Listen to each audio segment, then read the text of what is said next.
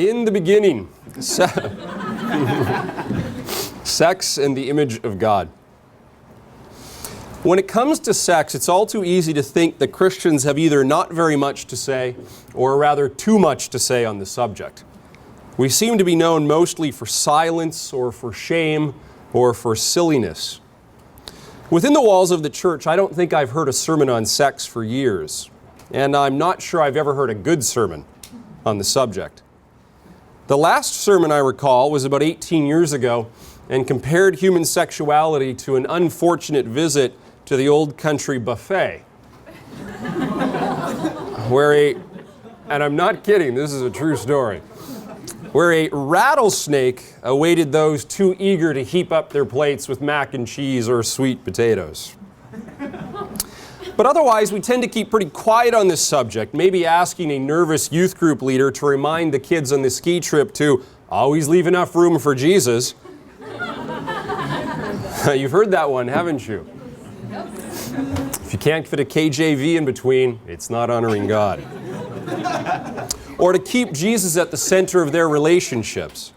On the other hand, we can all think of those persons who scandalize the gospel by saying too much, and in some extremes bordering on contempt and hate. Think, for example, of the folks from Westboro Baptist Church who protest at military funerals with the good news that God hates homosexuals. In less offensive ways, well-intentioned Christians are sometimes governed by shame as well, often infected by a quasi-Gnostic suspicion of the body and its functions, a tendency exacerbated by those viewing Christianity as a kind of spirituality, primarily interested in one's emotions and heart, but certainly not the body. Given these assumptions, it's little surprise that many Christians, particularly the young, feel ashamed of their body and its desires. For many, it seems as if the church's teaching could be summarized by the following moral advice. Not yet, not yet, not yet, not yet, go!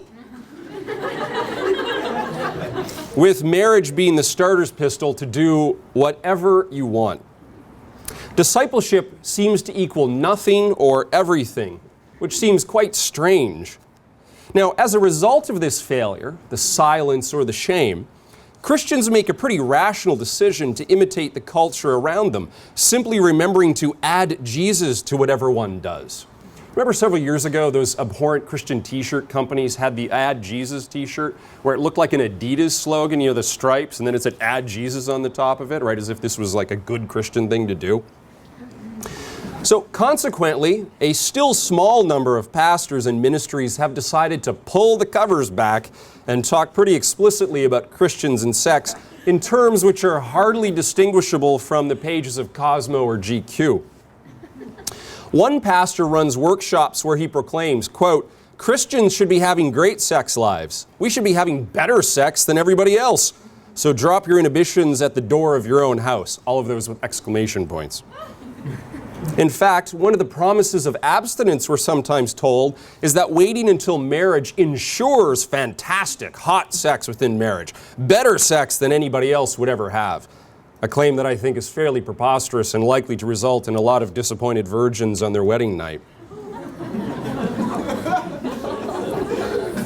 I'm told of one megachurch pastor, true story, driving a Dodge Viper, again the snake, driving the Dodge Viper onto the stage and burning rubber with revved engine before jumping out and shouting, "Sex is like this, if you wait." Some pastors now coolly write about improving one's sexual prowess, including explicit conversations of sexual acts which have been unequivocally condemned in the Christian tradition. These pastors write about the use of sex toys, the use of fantasy, and etc. There are now several websites devoted to sex for Christians. Techniques, I mean. There's one sex site which is dedicated just to Christian nymphomaniacs, which is a good thing, according to this website. And there are even several Christian sex toy companies. Add Jesus indeed. Now, as one author of a Christian sex manual puts it, quote, the only parameters are that sex is to be kept within marriage. Not yet, not yet. Go, go, go, go, go, is the new moral advice. This is not Christian discipleship. Not at all. Neither silence, nor shame, nor silliness is what we are called for. And these options all but guarantee confusion and a failure to bear witness to the gospel. But how are we to act in a deeply Christian way if we've not been adequately formed in the Christian story, especially if our communities are ignorant of the history of Christian reflection about sexuality? They point the ignorance, which I think is confirmed by what I call this current silliness. As one example, a very prominent pastor uses the Song of Solomon as a sex manual for Christian couples, including his discovery that Christian wives may be obligated to perform certain kind of sex acts on their husband. When informed that the song in the church's tradition has been viewed as revealing the relationship between Christ and the church, this pastor responded that if that was true, it was, quote, weird, because Jesus is having sex with me and puts his hand up my shirt, and that feels weird. I love Jesus, but not in that way. That reveals a deep and proud ignorance of the Christian tradition. And that's from a fairly prominent leader within an orthodox wing of evangelicalism. And this is where we're at. Many of you would know who that pastor is. So what I'd suggest is that the primary task facing us is a very patient, very slow recovery of the Christian story, which requires a turn to the first principles of theological anthropology. If you want to do ethics, you have to begin at the beginning. You can't leap to the conclusions. And so we need to begin with some first principles. Further, if we want to proclaim an ethic which is good news rather than merely law, news you might actually want to hear, then we need to reflect together for a while on what it means to be a human. Again, theological anthropology.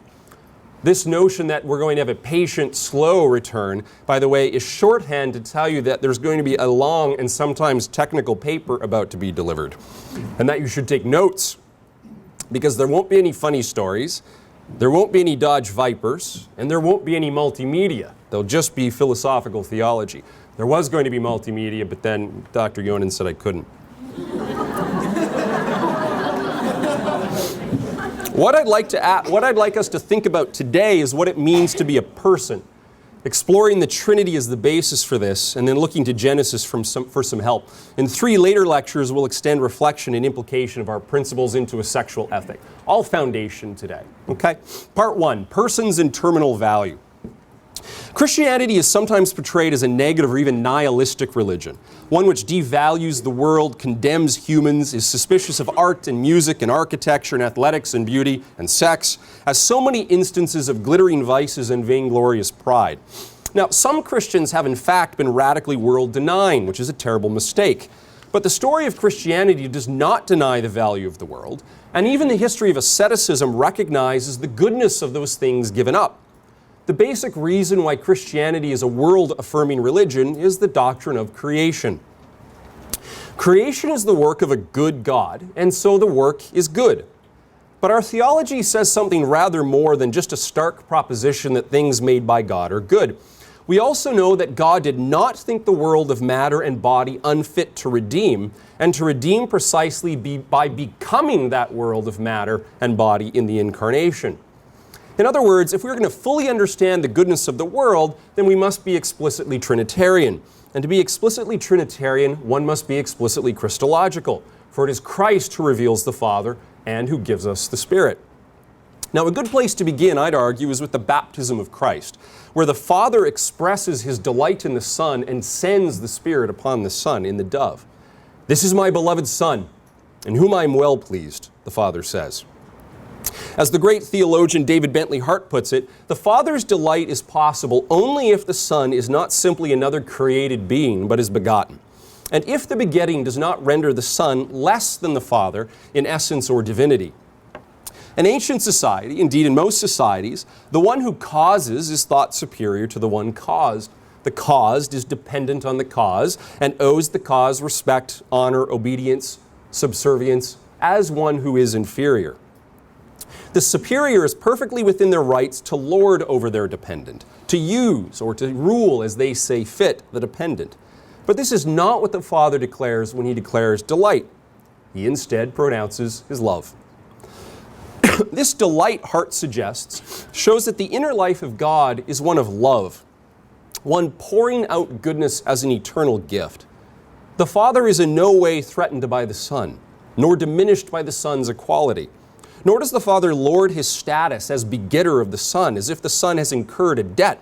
For then the Son could not be consubstantial with the Father, but would in fact be less. Nor does the Son incur a debt as begotten. The gift the Father gives to him is not one that incurs debt, inferiority, or the resentment of dependency. Unlike the sons of the Greek pantheon, for instance, he does not see equality with the Father as something to be grasped, for he has already received it, and he has received it without thereby becoming less. This can only happen if the outpouring of love from the Father is one of sheer gift, without necessity, and having no cause other than love, a fullness of love. As Hart puts it, it is divine beauty, that perfect joy in the other, by which God is God. The Father's delectatio, delight, is the beauty of his eternal image. Now, note as well that the Father's pleasure is accompanied by the dove, the Spirit. There is a third. If you think about love between only two, it's easy to imagine that love is either riven in an imbalance of power, or where the two engage in a kind of mutual consumption, an enclosing reserve that locks them into each other's embrace, but which does not overflow into more love. So either there's an imbalance of power, or there's a codependency. For the imbalance of power, as an example, think of the first Socratic speech in the Phaedrus, where the lover in their madness can no longer seek the good of the beloved, wishing instead only that they provide those pleasures which the lover seeks. In that case, the beloved is demeaned. One can also think of the madness of the lover, now powerless before the beloved, who simply can withhold himself and dominate the lover. There, the lover is dominated. Love is not so innocent. It involves power. For an example of the other extreme, mutual consumption, think here of that icky couple you know. The codependent pair always locked in each other's embrace, unable to walk without one hand hovering protectively and consumptively in the back pocket of the other. You know that move? The hand in the back pocket move? It's not good. This is not love of the other person, but the attempt to lose oneself in the other. It's an abrogation of personhood. So love requires a third if it's going to escape either power imbalance or mutual consumption. There is the lover, the beloved, and the third is love itself. The Spirit, David Bentley Hart tells us, is the one in whom the love most manifestly opens out as sheer delight, generosity, and desire for the other. A very long Christian tradition considers the Spirit to be the bond of love between the Father and the Son. The Spirit is the love which unites and overcomes the potential difference and distance between the begotten and the begetter. As Hart puts it, the Spirit is the perfection of the love, both within the Godhead, the immanent Trinity, and relatively, the economic Trinity. Within the Godhead, the Spirit completes love, moving it beyond the mere consumptive adoration of the two, and relatively, so the Godhead out to the world, the Spirit is the love of God outward, addressing and welcoming the created order. It's no accident that the Father creates the world through the Son and by the power of the Spirit, who, don't forget from the Creed, is the giver and sustainer of life. Creation is Trinitarian, in other words, because God is Trinitarian and he outpours his love. It is the Spirit which goes out into the world.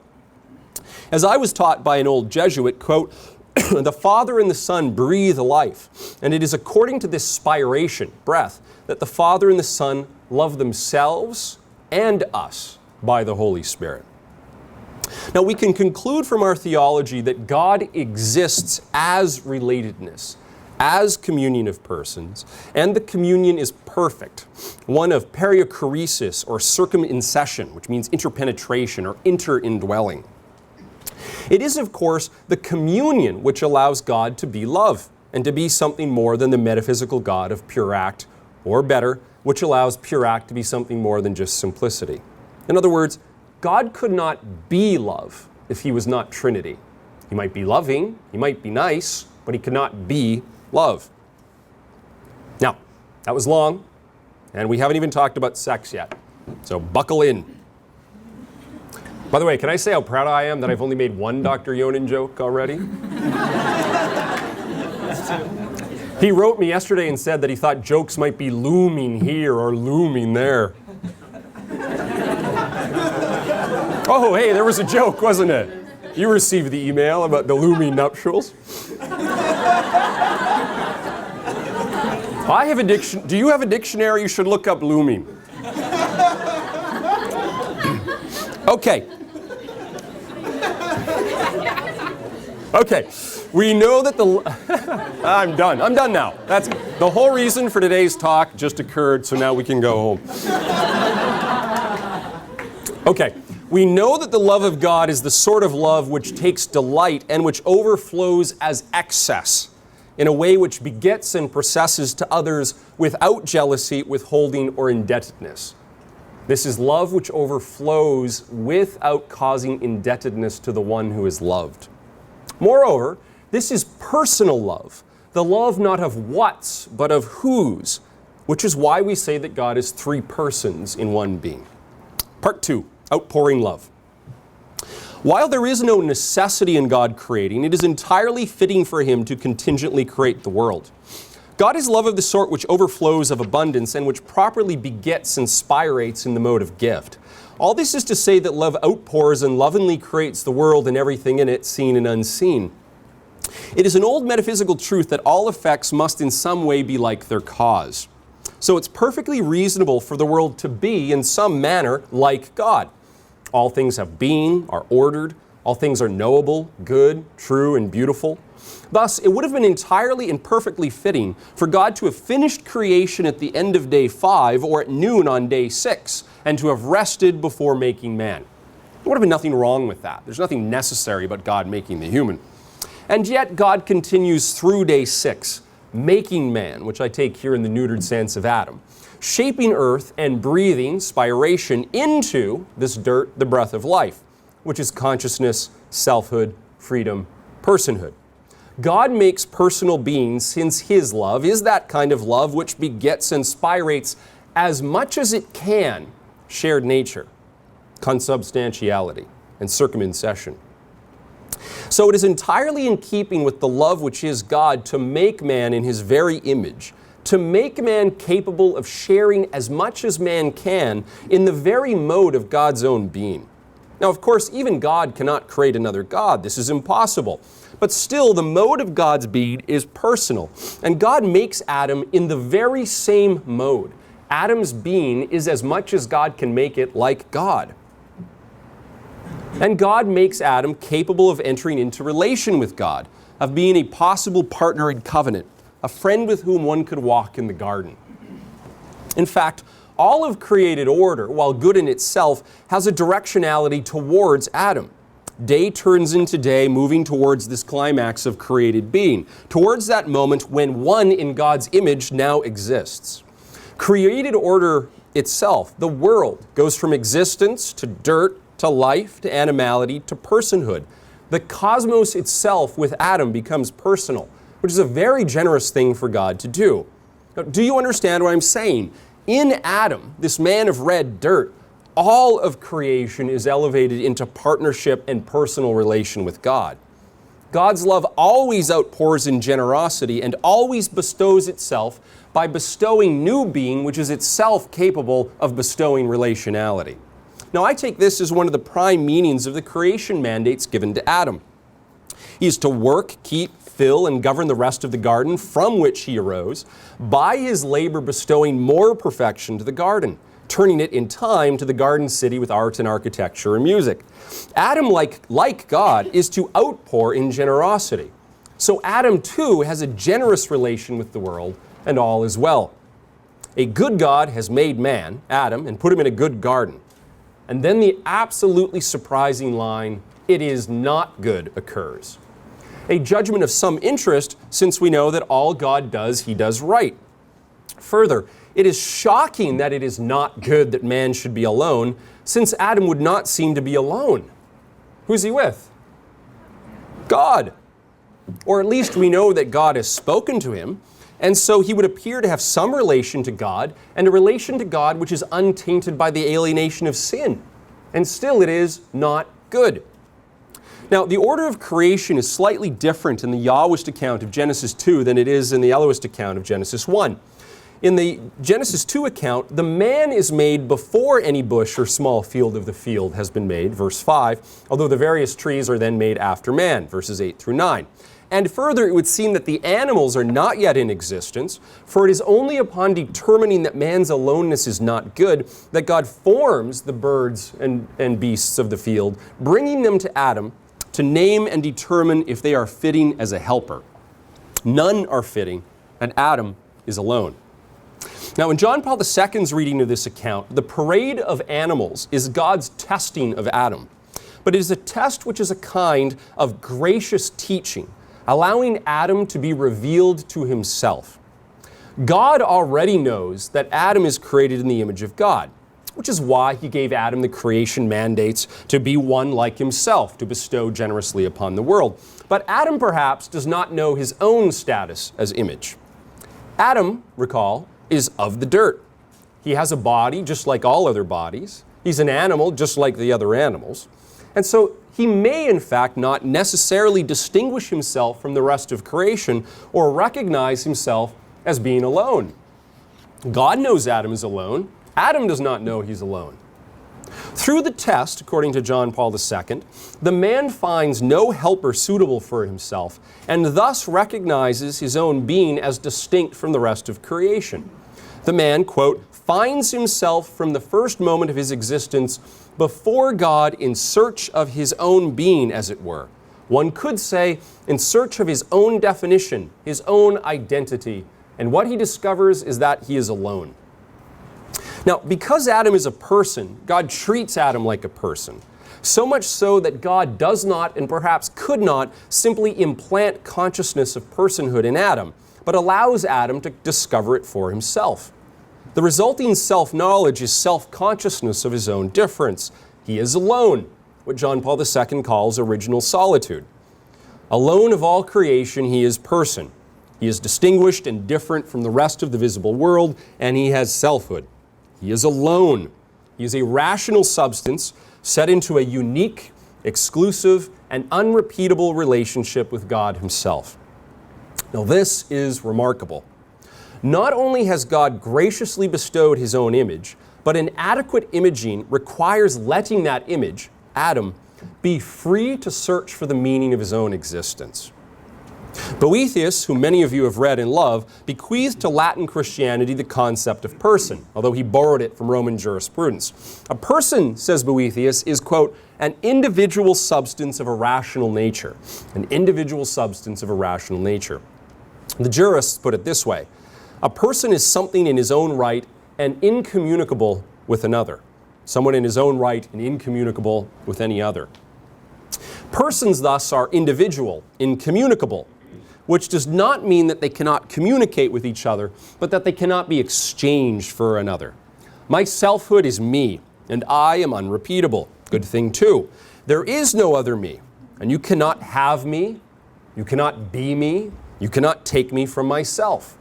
Neither height nor depth nor power can separate me from me. Now, let's not forget that this is incredible. If we're lazy, we will think here that this applies to anything, that is. This pen is not that pen. It seems incommunicable. This gorilla is not that giraffe, and nothing can make them be each other. Now, yes, the law of identity would support the notion that a thing is itself and so not another. The difference, however, between mere individuals and persons is that for all non-personal reality, things of a certain type are distinct from other instances of that class only accidentally. You have to remember your Aristotle here and his causes, which you all know. Let's say that I have two chairs. This chair, which is yellow, plastic, and three-legged, and that chair, which is purple, wooden, and four-legged. The chairs are specifically identical but numerically distinct, which means that they have an identical species or formal cause, which is chairness, and so also identical final causes. Their efficient cause is accidental to their essence, and so we can disregard that here, right? Because whether the chair was made by a human or a robot doesn't determine its form. So it's matter which individuates the chairs. We have this chair, and we have that chair, because we have this bit of informed matter and that bit of informed matter. This bit is yellow, plastic and three-legged, and that bit is wooden, purple, and four-legged. But all these material properties are entirely accidental. Chairs needn't be plastic nor wooden. Chairs needn't be purple or yellow. Chairs needn't be three-legged or four-legged to be chairs. And so we can disregard entirely the particular matter of the chairs in order to know their essence. All chairs might have matter entailed in their definition. This is what Aristotle calls common matter, which means only that if you define a chair, you state that chairs will in fact have matter. But once we've stripped away this or that bit of matter from the definition, we realize that each and every chair is, strictly speaking, in terms of essence, identical. All chairs are exchangeable. They are, in fact, communicable. And that would be true for all non-personal reality, because only the matter individuates them. Now, it was that very metaphysics which caused Christians such fits about Aristotle, for it would seem to render humans communicable. And indeed, Aristotle seems to deny personal immortality after death, relegating humans to a kind of shared one-world soul without difference. It was only a Christian, St. Thomas Aquinas, who provided a philosophical innovation to solve the problem. What do you think was better, waiting 20 minutes to get to Aquinas or not waiting to tell the Dr. Yonan joke? It was a Christian, Thomas Aquinas, who provided a philosophical innovation to solve the problem. For the metaphysics of hylomorphic union, which Aristotle gives us, could never adequately ground personhood. You don't find persons in Aristotle. They're just not there. Persons are comprised of form and matter, just like Aristotle thought, yes, but also of a unique, unrepeatable, and incommunicable act of existence, what Aquinas calls esse, which rendered them personal being and possessed of the image of God. Consequently, in no other creature, not even of the universe as a collective, is the image of God to be found. Only the person is made in God's image, made as a suitable or fitting partner for covenant. The intellectual creature, this is Aquinas, which is capable of the supreme good, is more like unto the divine perfection than the whole universe its in entirety, for it alone is properly the image of God. Note here the alone language, right? Just like John Paul II ends Scripture. We are alone. We are alone of all being like God. And this is what God's test reveals to Adam. Now think about what this means. We, you, me, are worth more than all the rest of the universe combined, which is precisely the meaning of the story of the Good Shepherd and the one lost sheep. I, you, are a terminal value. There is no value anywhere higher than personhood, and I have that quality, as do you. There is no value in the universe higher than the property which you possess and which makes you you, namely personhood. Here's another way of putting it. Since we are in the image of God, even God treats us as he treats himself. Let me read that again. Since we are in the image of God, even God treats us as he treats himself, as personal. And so we, alone in creation, exist for our own sake. I don't exist for any other reason than for my own sake. Now, we have to understand what that means. It doesn't mean I get to be the center of the universe. It means I exist not as an instrument to some other end. I exist as the end alone for which God has created the universe, and so do you. We are the for the sake of which everything else in creation exists.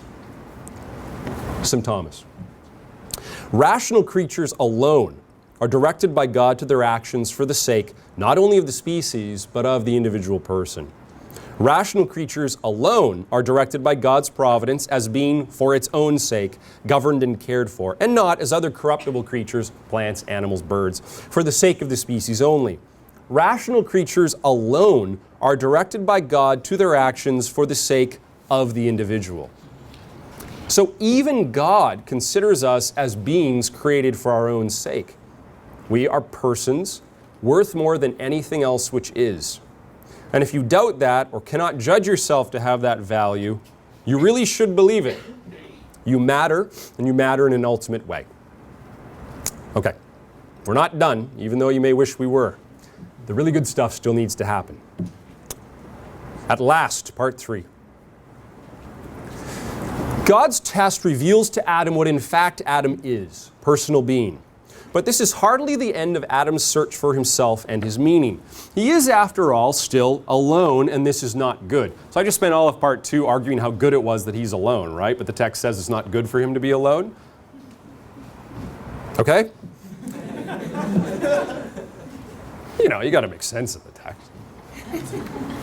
Adam now recognizes his solitude.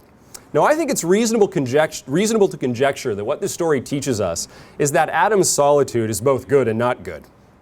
Good in that Adam recognizes at last that he is terminal value, not good in that he is alone.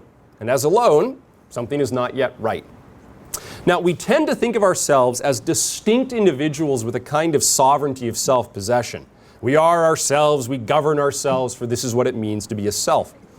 As sovereigns of ourself, we then think that we then enter into relations with others, and we enter into contracts with others from the position of our own previous sovereignty, and that sovereignty is the ground of our dignity and our rights. Now, such social contract theory depends upon this, which is a far cry from the Aristotelian tradition, which assumes that we are by nature social. We're not first individuals who enter into society. We are first social. That's other individuals.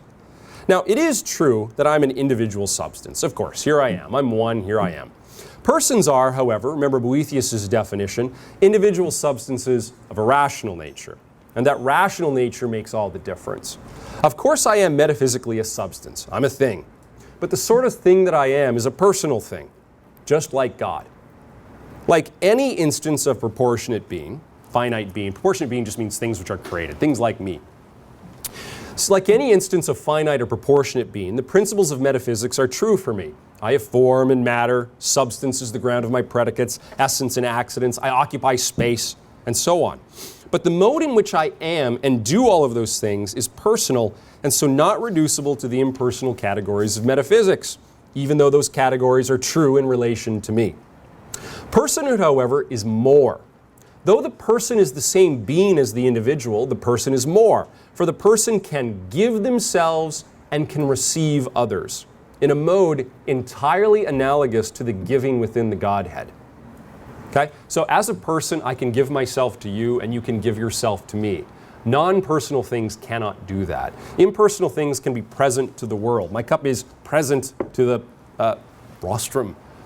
But it is not present as a self to the rostrum, nor is the rostrum present to the cup as a person. So neither of these entities can give themselves to the other. I can give myself to a person, and a person can give their self to me, just like God in the Trinity does, which is proof that I'm like God. Jacques Maritain unpacks that this way.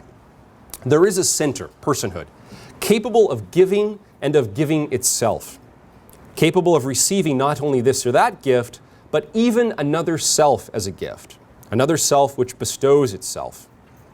Sounds just like begetting and being begotten, doesn't it? With all relevant differences notwithstanding. Now, individuals cannot do this, although they certainly can enter into non-personal relations. But I can give my interiority to another, and I can receive another's interior solitude, their aloneness, as a gift. In other words, while we are alone and while we have solitude as persons of terminal value, we needn't be the sort of beings that cannot give my solitude, my interior solitude to another, who cannot receive another's interior solitude.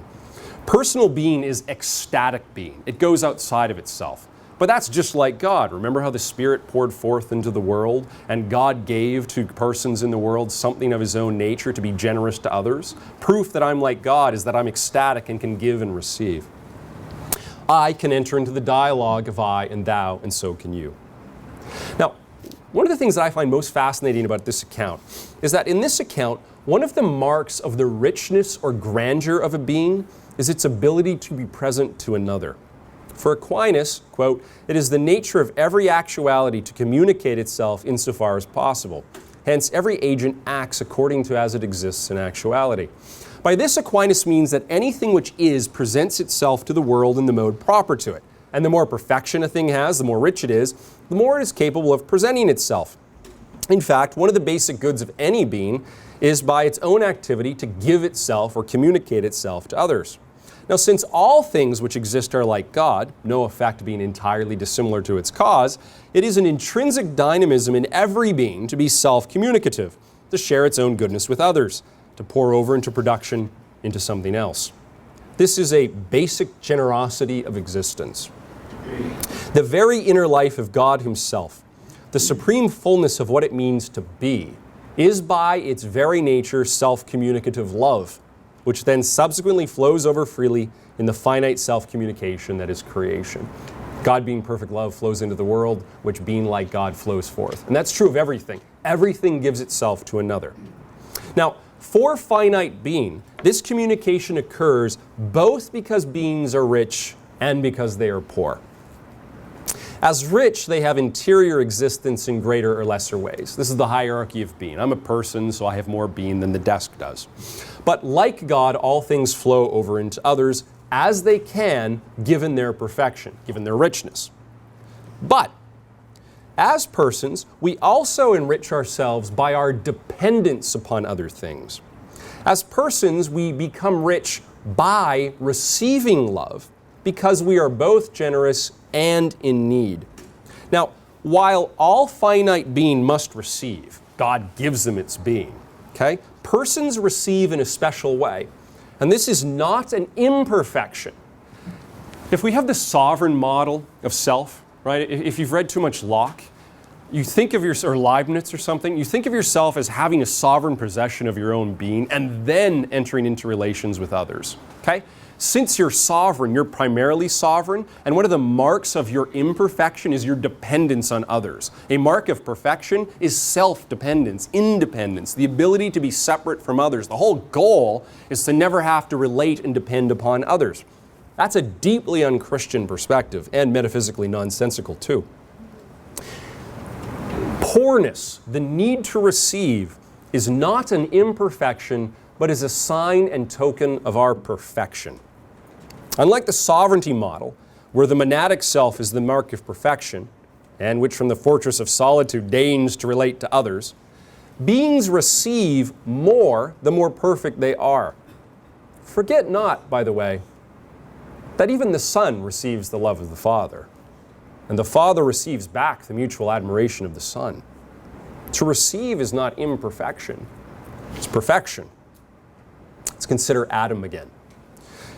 We had left Adam recognizing his own value as a person, alone among all the other creatures, and yet it is not good for him to be alone. Since part of the person's development is the giving and receiving of selfhood, it really is not good for Adam to be alone, for he simply cannot be a person in isolation. Now, I find this a remarkable moment in Scripture, actually quite a challenging one, for it seems to suggest that Adam, even though in relationship with God, cannot be as he should be if he is alone with God. A fact which renders problematic all sorts of common sense piety about personal relationships with Jesus, I suppose.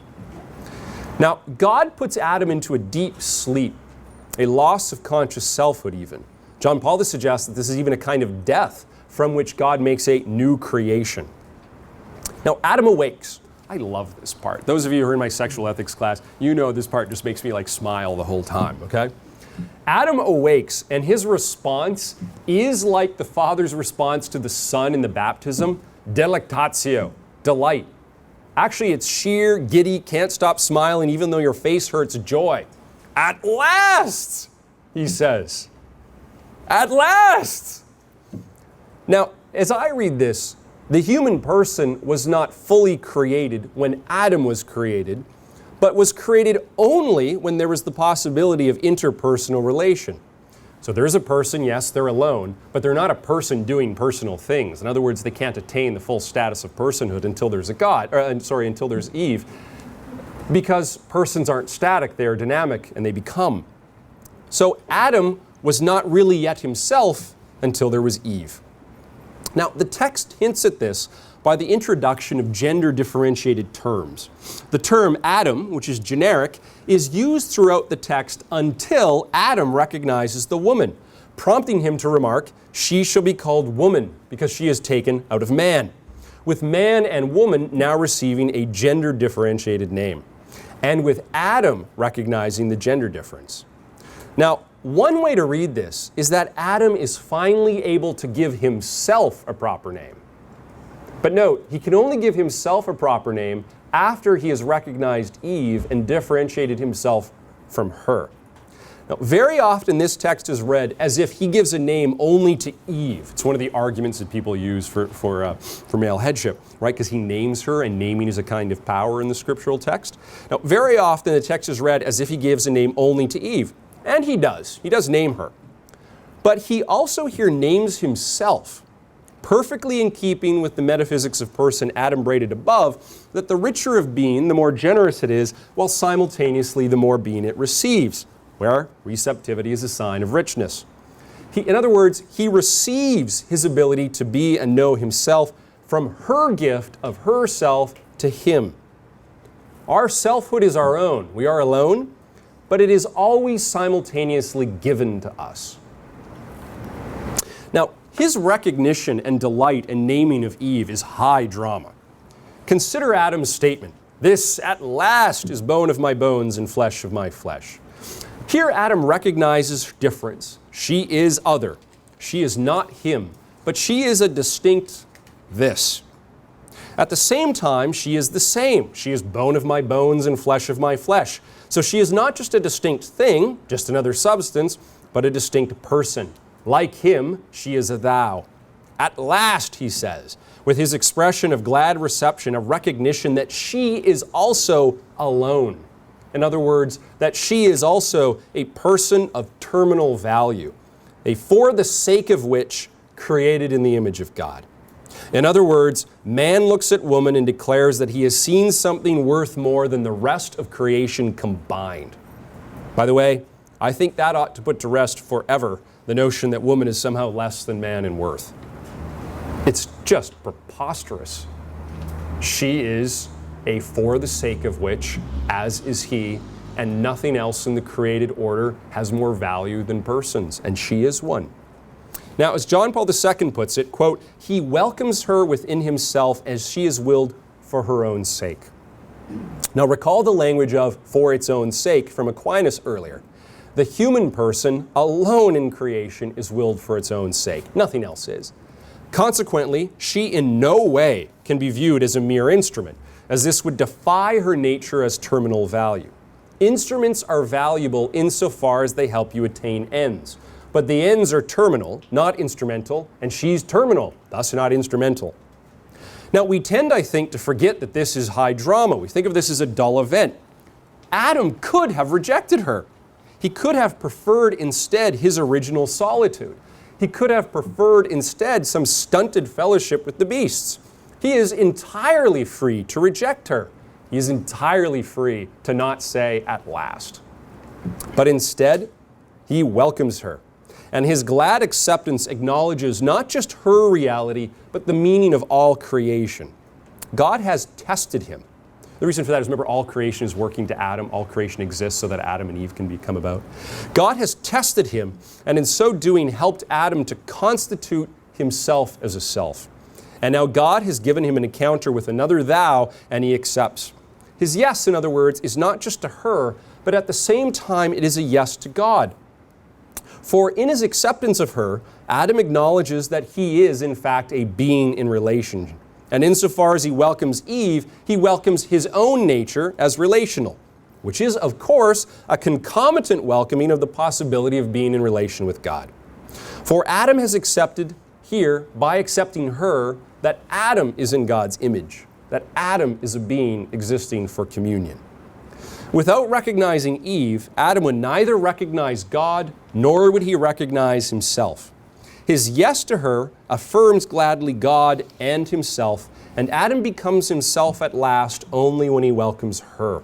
In other words, the human can become fully human only when they accept the gift of another with gladness. The human can be a human only when they learn to accept the gift of another with gladness. And this acceptance and receipt and dependence is mark that we are rich like God. It also means, and I find this a deeply moving notion, that to offer oneself to another is to offer them themselves. For if they accept you, then they become themselves. Isn't that lovely? The generosity of being that Maritain spoke of is thus the fecundity of mutuality. One of the great treats of writing this paper is I got to stop reading English written Thomism for a little bit and read the French again, which were my first love. And after reading the French for a couple days, you think a statement like the generosity of being is the fecundity of mutuality makes sense. Now, the text tells as well that the man and woman were naked and were not ashamed. We're almost done. At its base, this implies freedom in all of its mode. Our first parents were free from shame, alienation, fear. They were free to welcome each other with glad, robust delight. And they were free for the excellence inherent in the spousal meaning of the body. They are free with the very freedom of the gift, John Paul II puts it, in a mode analogically related to the interior gift of the Trinity. They're like God then. They get to be like the triune God by giving and receiving. So without sin, they possess the ability to give and to receive love, precisely that love in which the human being becomes a gift and through this gift fulfills the very meaning of their existence. Now, given this analysis, we can interpret the advent of shame in the Genesis story and in our own experience as the failure to recognize or to be recognized as a person, which is a refusal to acknowledge the being of another for what it is, terminal value, and so to degrade and assault the dignity of another or yourself. So consequently, lust is not some innocent inner vice. It is a form of hatred of another. It is a murder of their status. And it is concomitantly an assault of oneself, remember. For in refusing to acknowledge the reality of the other, you're refusing to acknowledge the reality of yourself because you become yourself when you receive the gift of another. So in lust, one is unable to be a human being. That is, by the way, one of the reasons I'm utterly distressed by the current happy encouragement in the silly circles of certain groups of evangelicals of masturbation. But that's a forthcoming lecture. Yet another thing we have to thank Dr. Dobson for. You can't pick up an evangelical sex ethics manual now without masturbation being highly approved. Too bad. Part 3, conclusion. In these last paragraphs, I'm just beginning to scratch the surface of some of the implications for the Christian ethics. And we'll pick that up later on. We're not going to do that today. Okay? Today is just about foundational principles of the Trinity and the human person. In fact, all today is about is humans have value. So for now, let's simply put in summary form some of our foundational principles. First foundational principle.